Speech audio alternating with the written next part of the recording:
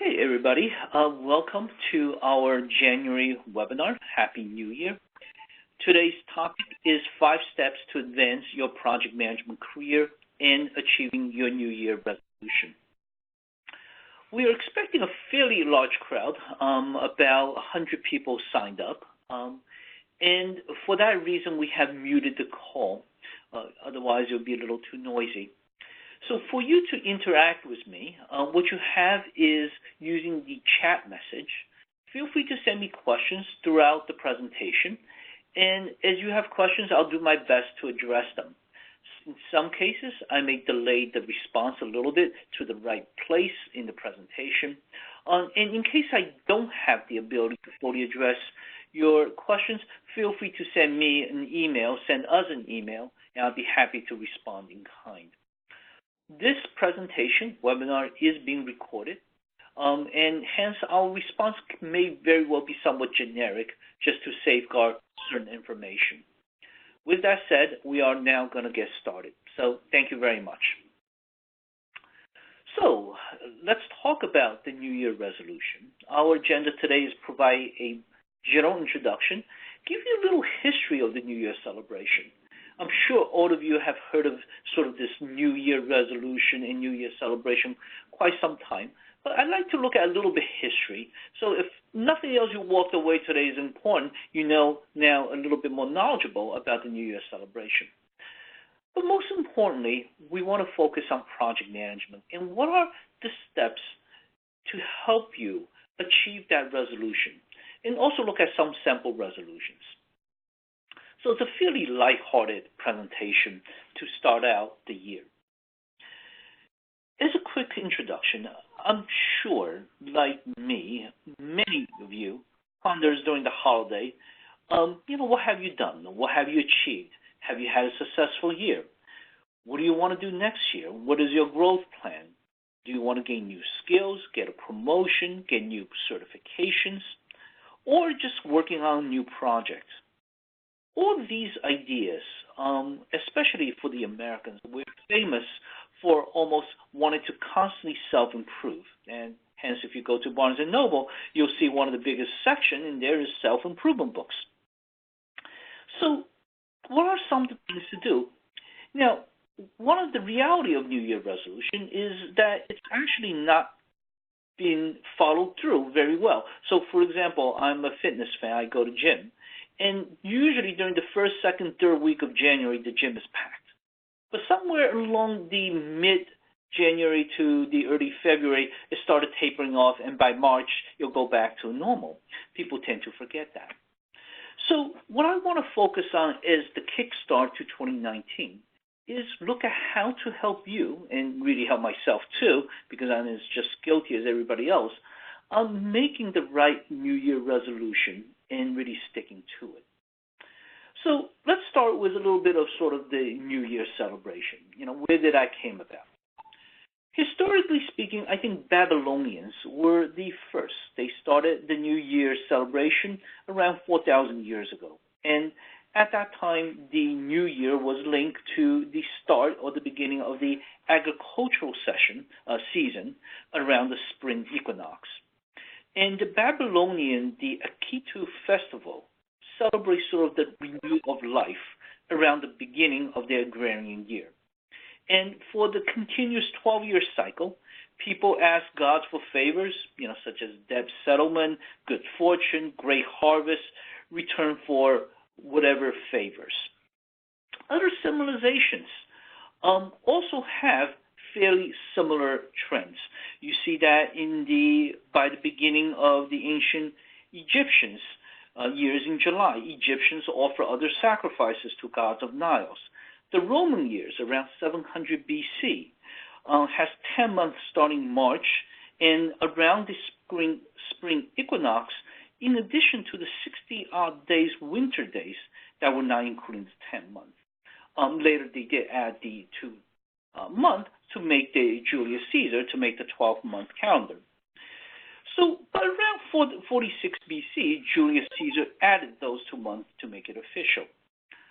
For individual New Year resolution, the first known case started about 200 years ago with a Boston paper publishing a premier article about the New Year resolution, following another that was published in the Walker's Hibernian magazine. So for us, all intents and purposes, the New Year resolution started around this time. The reason, of course, is quite simple. As people become more competitive, as life going from the agrarian culture started entering into the industrial revolution, people are no longer doing the same thing over and over again. And if you're the son and daughter of a carpenter, your career may no longer be sort of stuck in this carpentry. You may be looking for other things to do. So after all, who isn't looking for a better paying job with better benefit, salary increases, professional network improvement, or certification to acquire? So starting at about the dawn of the Industrial Revolution, with people having a lot more options, this fever around setting goals, around looking forward to what to improve, what to build, what to change. Chances are, if you're a carpenter son and daughter brought up in that family, you're probably sick of carpentry. You may want to be a tailor. You may want to be an engineer. And all these started the revolution, I think, in many ways around self-improvement. So one way to look at it is, do you want to, for example, do the many, many years of the same experience? So on the top, you essentially have on the bottom, you have the 1 year experience 5 times, right? In the old days, in the agrarian culture, is if you are born into carpentry family, you'll be making carpet 1 year, 2 year, 3 year, 4 year, 5 year. Now, I'm sure today when you think about that kind of job variety, it is going to be boring. For most of us, we like to move on to different things. Year 1, year 2, year 3, year 4, year 5. These tend to be more progressive experience. For project managers or people aspiring to be project managers, you may march from a small project, or maybe in year 1, just starting to become familiar, work on a project team. By year 2, gain some experience, maybe lead a small team. By year 3, become a junior project manager. By year 4, maybe even leading a significant team. Year 5, getting a certification such as project management professional. And of course, if you're looking forward to more years, Project Management Institute provides a certification. Among you right here in the audience, I know at least one person who have recently achieved the PGMP, Program Management. And that is a significant accomplishment because after all, there's less than 3,000 people in the world with PGMP. If you are interested in portfolio management, another step forward, portfolio management today has probably around 600 people certified. So to be one of the first 600 or one of the first 3,000, even in project management professional, it's one of the first 900,000. Now, that may not sound like a small number, but it is still being able to claim to have a global certification. So those are some of the reasons why people have New Year resolution. To really break the mode of doing the same thing over and over again and really propel yourself in getting yourself ready for the next career, right? So that is perhaps one of the most important things. You know, if you ever ask yourself these questions, am I on the right track? Is the job right for me? What is my next challenge? What is my next step in career? What am I really good at? Do I need a mentor? What have I achieved so far? Do I have clear goals for my career? How's my work-life balance? Money, passion, convenience, which matters the most? And at different life stages, you may have different concerns. What is holding me back in my career? And these are some of the basic questions I think all of us ask. And of course, the answer to these questions are highly, highly personal and individual. For one person, money, getting more compensation, getting the right best bonus is far more important.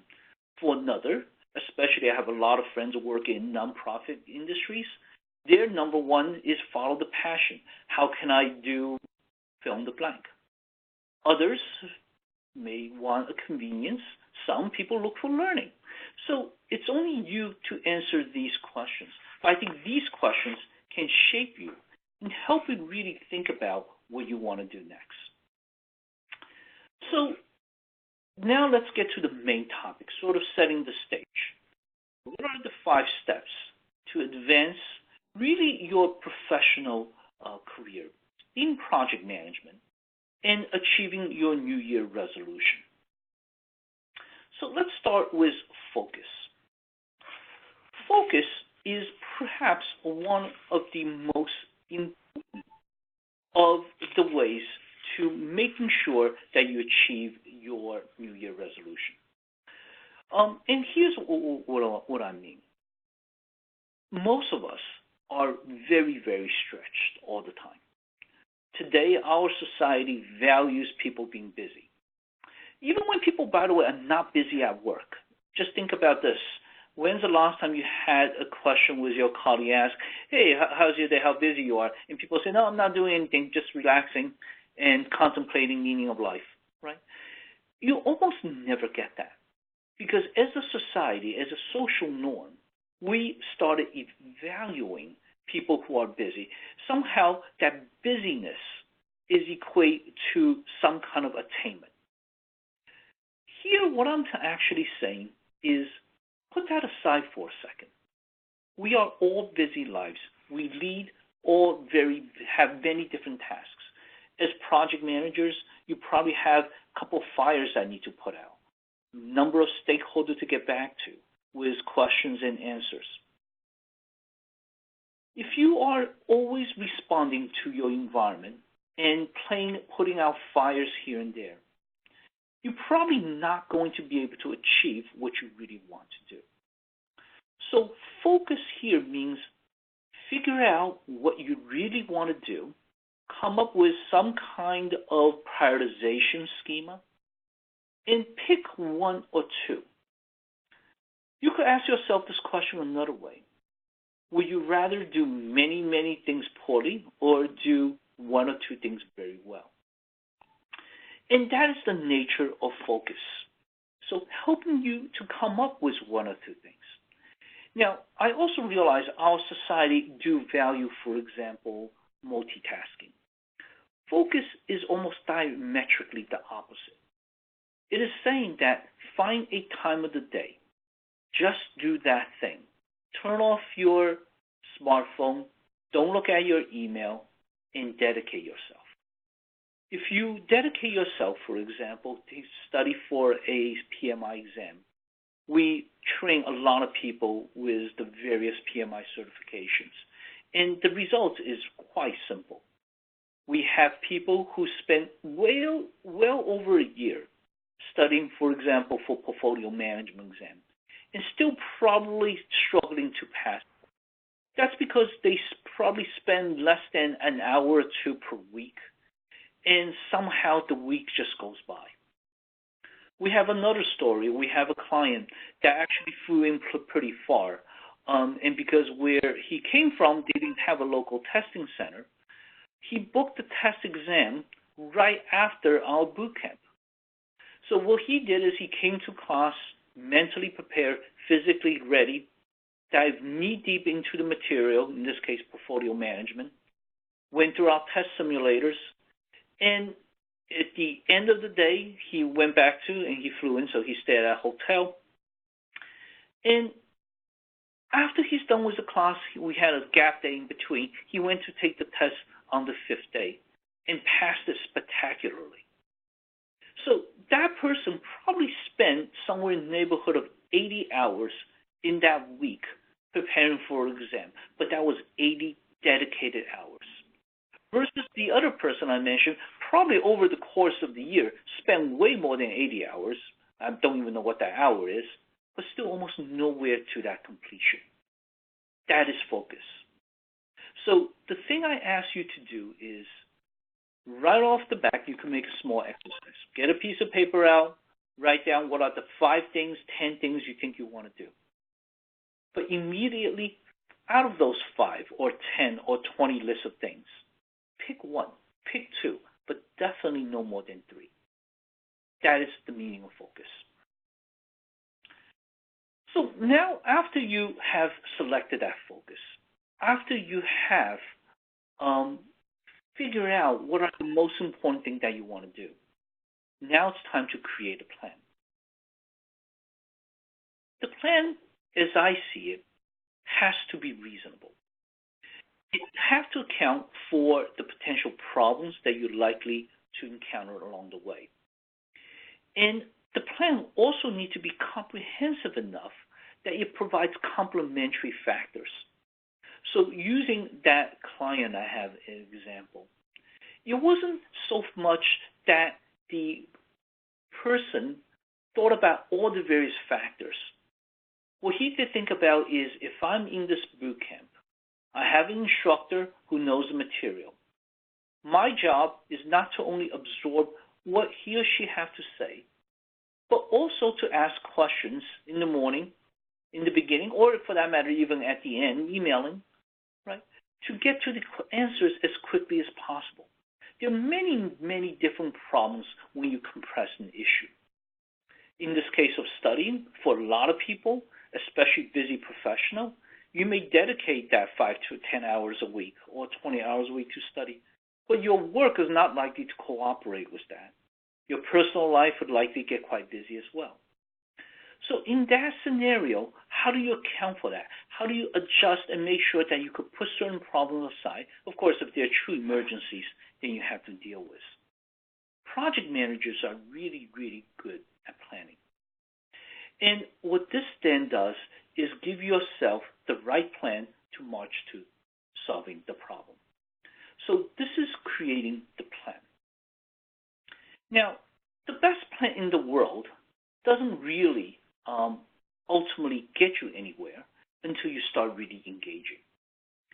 And this is what I'm hoping you to engage as well. So for those of you who's on the call, if you have questions around project management, around what you want to develop, and some of the thoughts that you have, feel free to use the chat and share. Without that engagement, we'll end the presentation actually quite quickly, right? But with that engagement, then I could help to guide some of you at least with how you plan to navigate in this project management. Now, engagement really is start working and stop planning at some point. Chinese has a very old saying, which I really love and use it quite often. The 1,000-mile journey starts with the first step. So the question is, what is your first step? Where are you going to march? Right? And by the way, a lot of organizations inherently realize that the best plan typically doesn't survive the first major shock. There's an old German general right before World War I famously said, right, the best plan does not survive the first gunshot. Because chances are the gunshot may come from somewhere that we haven't yet planned. So engagement, with the right engagement, even if your plan isn't perfect, you will immediately know, if your senses are strong, that you're going the wrong direction, and you can make adjustments. And so this idea between planning that you want to figure out everything before you take the first step versus taking the step and be agile and be quick to make adjustments, that is the delicate balance that all of you have to face. You can't plan too much because sometimes it becomes paralysis. And of course, you can't really march without having a plan, because in that case, you may not even know that you're heading the wrong direction. But having said that, engagement, active engagement, is usually highly, highly valued. And the general suggestion is think slowly but act quickly, because you want to be able to sense, are you in the right direction? Don't wait, don't delay, take the first step. Procrastination is perhaps the single biggest enemy of achieving your goal. And coming back to the example I used before was the example of the two trainees, right? One person, genuinely a busy executive, but always found reason not to study and postpone it, or only able to dedicate so many hours a week or a month. And later, after 12 months, find herself in the situation that didn't actually complete what she set out to do. In this case, because of our unique structure of PMO advisory training, we actually allowed the person to come back to our course 4 times. And she eventually did it slightly outside the 12-month window. But the other person, which was really quite amazed, because we never really had a situation in which people didn't come prepared, because they're, again, very, very busy professional, but dedicated to every single day leading to the exam, studying about 80 hours in roughly a 4-day period, which, you know, could do the math, that's quite impressive number of hours, because I think aside from sleeping, that person and eating breakfast is in our classroom or studying, and finished it with flying colors on day 5. So procrastination versus active engagement. Along the way, as you start walking down that journey, there could be many different obstacles. And here, the skills around the ability to adapt, to be swift, agile, and make sure the change happens is highly important.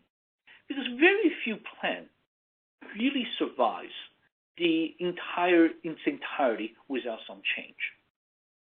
And this is especially true when the goals and objectives are complex and has many different routes. Take a project example. I'm sure all of you have worked on project in which the customer sets out on day 1 at the beginning of a project with, say, marching toward north. But almost immediately, after the project starts, the project started making changes, whether it is still marching toward north or maybe a little bit left to the east, a little bit to the west. And that course adjustment always constantly happens. Now, with a good project and also led by a good project manager, they inevitably get to the conclusion. And sometimes they still get into conclusion within the time frame, the budget, as well as the scope. But if it's poorly managed, it can really becomes quite go awry. Another good example, by the way, is commercial flying. I don't know about you, but over the holidays, I actually flew a couple of times, one time for business and other for personal pleasure. And every time a commercial airline takes flight, they have to file a flight plan with the FAA. And the flight plan, say, from New York to Los Angeles, has a particular direction, trajectory, etc. Almost no flight plan, at least of that length, because that is a 6-hour flight, survives exactly the way it was laid out. Along the way, there could be birds, there could be wind, there could be weather, there could be air traffic, there could be any number of reasons that chances are the plane is going to fly slightly different route. And for that reason, the pilot, of course, is engaging, adaptive enough to make sure that the latest situation taken into account. They may fly higher or lower to avoid turbulence, which actually happened to my flight. It was actually pretty bad at one point. But that is true also of your journey. So as you embark on project management, you will find that things may not go exactly the way you want. Let's say that person coming to our training may find, you know what, PMO advisory didn't provide him, in that case, with the right training. What should he do, right? So they may have to come up with a different plan. Now, in some of the unique areas where we train, like portfolio management, unfortunately, there is not really a lot of providers out there, so there is no plan B. And thankfully, we did survive and supply him with the right information. But as you work on your journey, not everything is going to be smooth sailing. So one of the biggest idea here is, what is your plan B? How can you change? And that is very important for you to do. So it's important to monitor progress and adapt to changing situation. The final here is celebrate. We have to be kind to ourselves and reward yourself not only when the goals reach, but also along the way as you make progress. The way I look at it is that we have to be self-compassionate. And perhaps that's one of the most important skills in which we really don't learn, how to love ourselves. Life can be hard. Reaching and achieving new goals can be difficult. And life is very, very rarely one single trajectory, meaning that we march from here to success. Along the way, we'll find ourselves sometimes in a situation that we don't want to. I know, for example, helping a couple of students passing the project management professional exam. And PMI create an exam simulator so people can sort of gauge how well they do in preparing for the exam. And the exam simulator grade out of it is pretty accurate, reflecting the likelihood of passing the actual exam. And I remember a recent conversation, in this case, not on a PMP, but on a PGMP. One of the participants' grade fluctuates greatly. Day one, he's taking the test on our exam simulator. He found himself achieving in the 60s, which isn't bad for people who just started. And then a couple of days later, after studying more, the grade actually went down from 60 to 40s. And the person was getting somewhat depressed.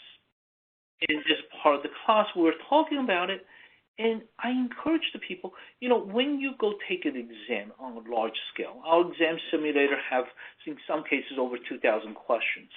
Right? So it could be a little bit draw of the luck. And that is true even in PMI exam. PMI exams comes from a fairly large test body or body of test questions. For somebody who's lucky, they make it easier questions. For somebody who's unlucky, they make it very tough questions.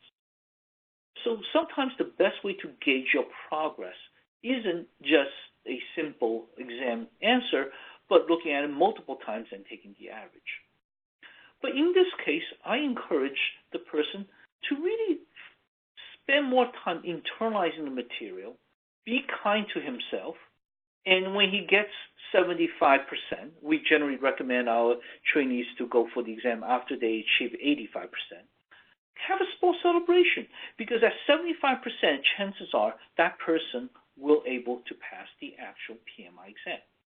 In our history of the firm, we never had anybody who followed our methodology and actually failed the exam. And our methodology is simple. Get 85% in the exam mode twice consecutive in a couple of days, so let's say 5 days apart, and take the real exam within the 5 days. So following that simple rule using our exam simulator as an example, nobody have ever failed. To be honest, nobody actually have ever failed who got at 75 consecutive twice. Because we have money back guarantee, we put the real mark at 85%. So our skin is in the game. But the reality is people who achieve 75% consecutive on our exam never actually failed the real exam. So once people achieve that 75, that is time for a small celebration. Yes, you know you're not quite there finishing the real exam, but you're getting close. Being self-compassion here is also not just rewarding yourself, also forgiving yourself for making mistakes. As a project manager growing up in the project management field, I have led many projects in my life. And truth be told, in my last maybe 15 years, I would say none of the projects I ever led was so wildly successful that there was no room for criticism. Most of my projects in the last 15 years are million, and some of them are borderline billion-dollar projects. And every single project at the end, whether they are very successful, moderately successful, in some cases I even have failed projects, that even at the very successful project, that there was no room for improvement. Upon reflection, it's always become clear, I could have saved money there. I could have done that better. I could have motivated the team member more. I often feel guilty when I become too critical of my vendors. And maybe, I'm sure they have their difficulties too. And all those things sometimes not really, I would say, eat away at you, but at least irks me. But the reality, of course, is at that moment in time, I'm working on something very difficult. I have to make decisions under constraints, sometimes under tremendous pressure. And for that reason, we need to learn to also forgive ourselves and use these opportunities for improvement. So here, by the way, I'm born the Chinese Year of Dog. So for those of you who knows me, I love dogs, and here's a champagne, right? To celebrate and be kind to yourself. Now, we're getting actually pretty close to the end of the presentation. So hopefully as people have questions, please do jump in. But I thought I'd like to share two New Year resolution. One from Richard Branson. And I thought, for those of you who may not know him, he's an inventor, he's an author, he's a business magnate, and a very well-known person. So I thought this captured his New Year resolution pretty well. Get unbelievably fit, so I'm ready for a trip into space. I'll be doing a lot of trekking and biking to get me into that top shape. So when I finished the Virgin Strive Challenge in 2016, I felt like a 25-year-old again. I haven't felt this good in 40 years, and I'll also be doing some centrifuge G-force training, so I'm as acclimatized as I can be for the journey into space. So this is getting himself ready for that Virgin Space Challenge. And I thought that's a great New Year resolution, getting fit. I wouldn't even talk about my fitness plan. Another person I want to share is Melinda Gates. I admire her greatly from afar for many years. And what I admire about Bill and Melinda Gates Foundation is not just the money that they pour into all corners of the world doing good things. It's that they pour their soul into those ventures as well. So it's not just the money. I mean, rich people have money, right?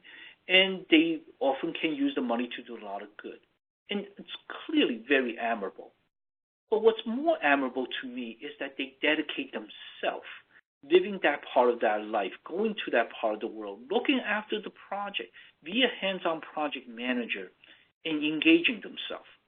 That time and dedication, I think, is far more important in some cases than just spending money. So Melinda focused on picking one word for each year. I found this to be more successful than setting a more traditional resolution. Because instead of prompting a radical change in behavior, it encourages a gradual change in mindset. Last January, I chose the word gentle, and I've spent 2016 trying to put it into practice, being gentler to those around me, gentler in my approach to the world, and most importantly, gentler to myself, sort of the self-compassion that I talked about. So that's her approach. She finds a word, a theme, and for the next year, she spends time considering that word, practicing that word, and making that word living as part of her life. Now, having said that, I'm wondering what is the 2017, 18, and 2019 words. This, of course, is a couple years old. But that leads to you. What is your New Year resolution? What do you want to accomplish in 2019? On this call, we have many people, from some of my corporate clients to some of my students to some people I have never met before. The question to you is, which word would you choose? Or which goals and objectives do you think that you'll focus on in 2019?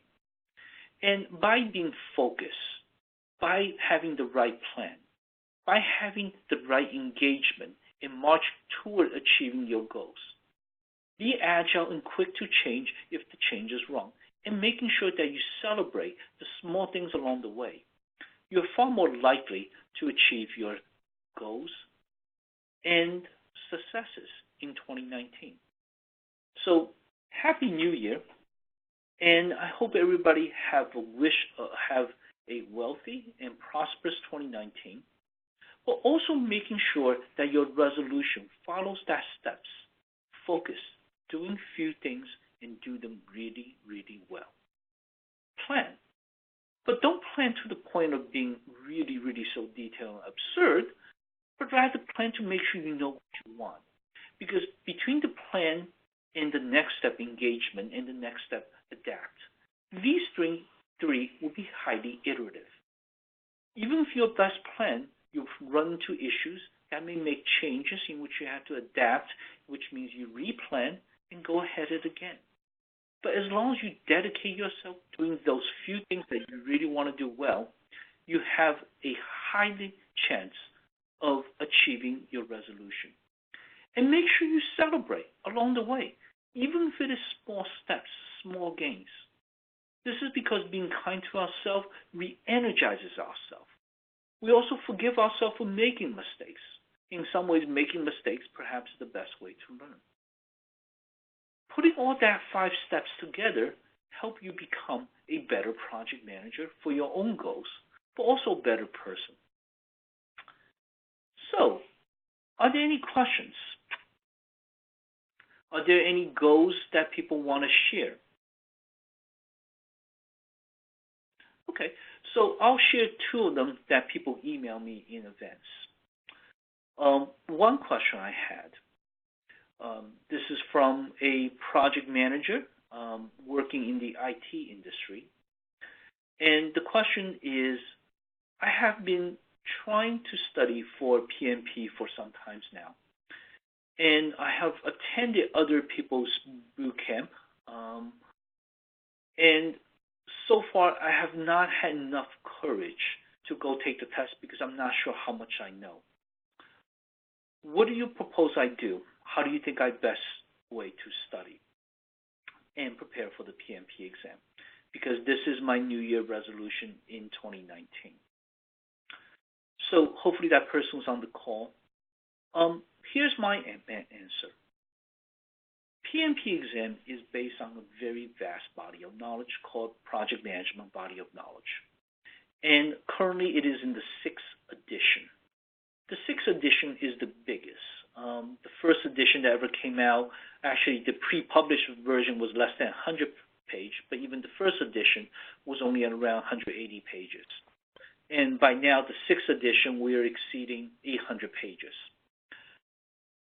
There is no easy way to really know how confident you are in the material unless you have some kind of simulator exam baseline in which you can compare. So 2 suggestions. One, if you belong to a local chapter, Project PMI New York City, New Jersey, or have study groups, join those study groups. Because those study groups with other people studying will give you the courage, will give you the reinforcement, also give you sort of the support to continue going at studying it. Now, how do you know when you're really ready? That's a second question. And that's a really good question. It's a tough question to answer because most exams out there don't really give you a score.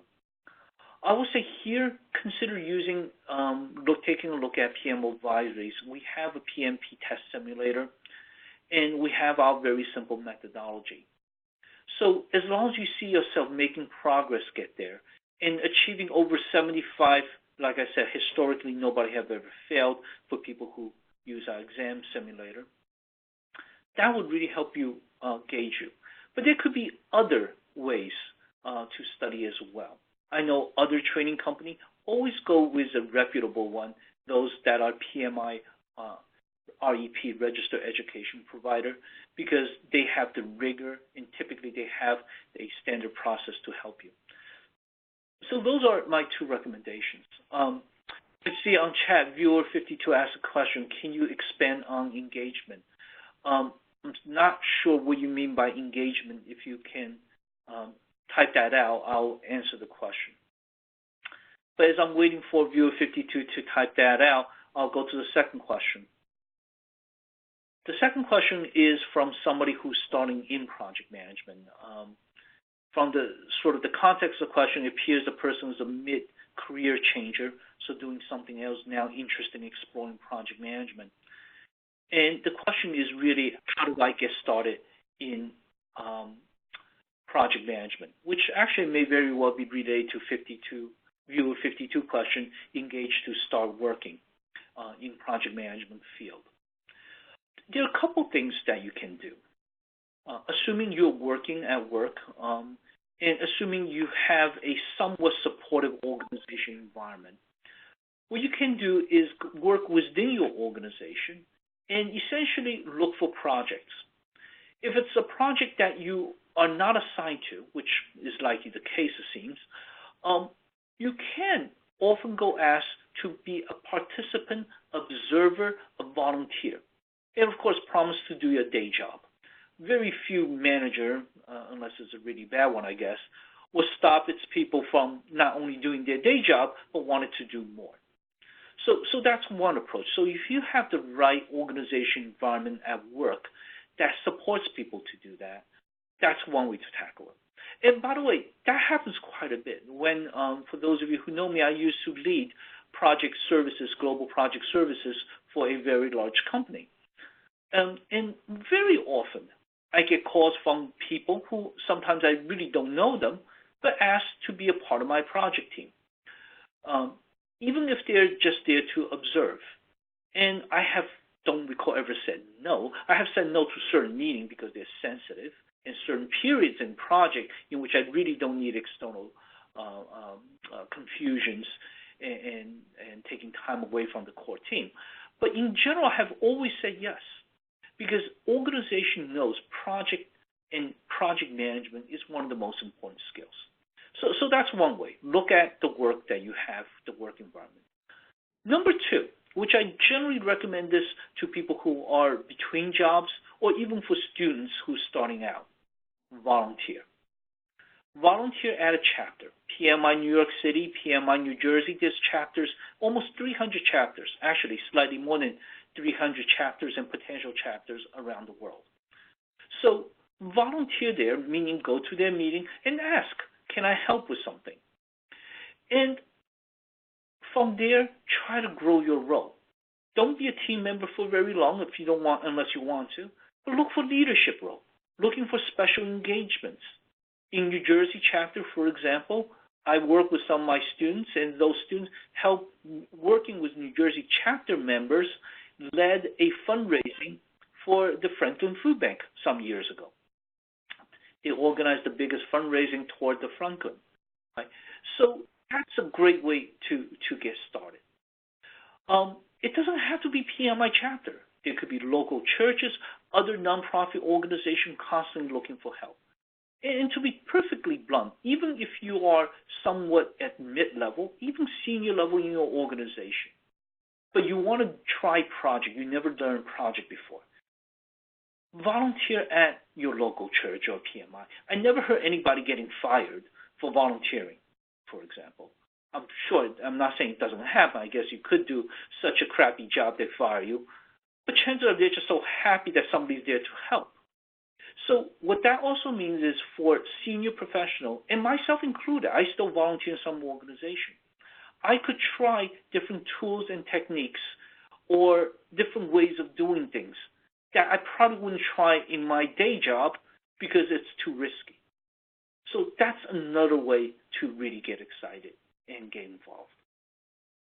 So I hopefully answered that question, also the viewer 52 question.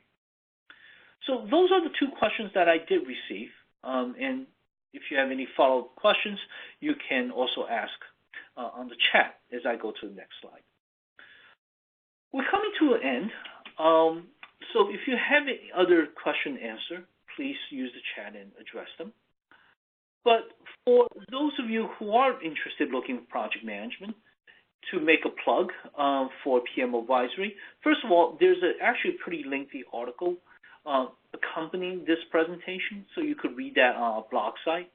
And if you're interested in any of the PMI certifications, looking for training, please do take a look at us. We are a PMI Global REP. More importantly, for those who spend time here, this is also a self-development opportunity for those of you who are PMI certified with PMP Auditor certification. This can qualify for PDU's professional development units. So this slide contains the information to claim that code, to claim that PDU. Are there any further questions? Okay, the last slide. For those of you who have questions who I may not fully answer them, my apologies. We do have a couple more minutes, but if there are no questions, I like to give people time back. So going once, twice, three times. Okay, well, thank you very much, everybody, for staying with me in this presentation. I hope that this 5 steps help you to really establish as well as achieve your New Year resolution. Thank you and Happy New Year.